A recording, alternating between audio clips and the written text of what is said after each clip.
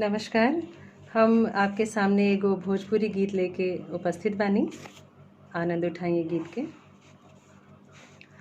गंगा सरजू बीचे रेतवा कदम जुड़ छहियानु हो,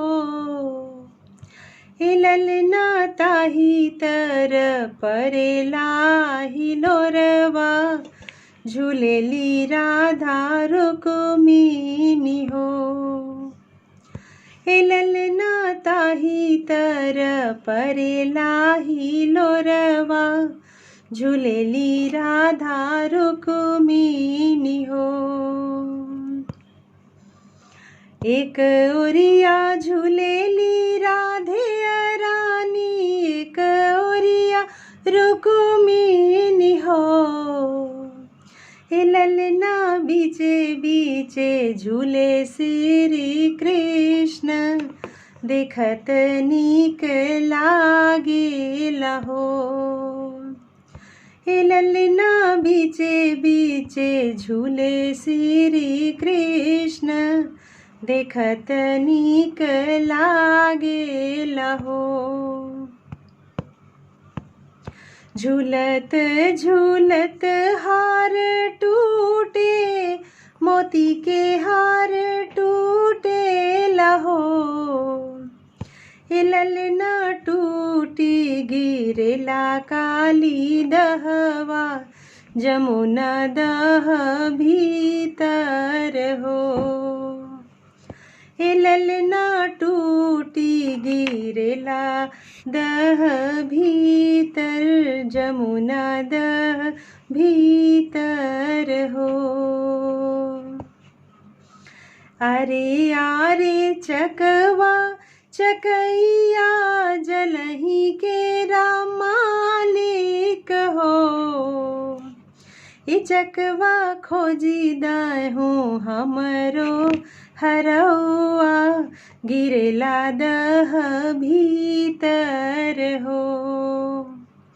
चकवा खोजी देहू हमरो हरौआ, गिरेला जल भीतर हो।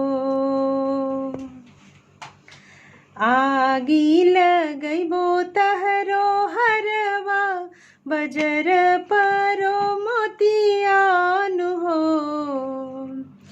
ग्वालिनी साँझी भैली बेरिया बिसरल, चकौआ गोहरावेला हो।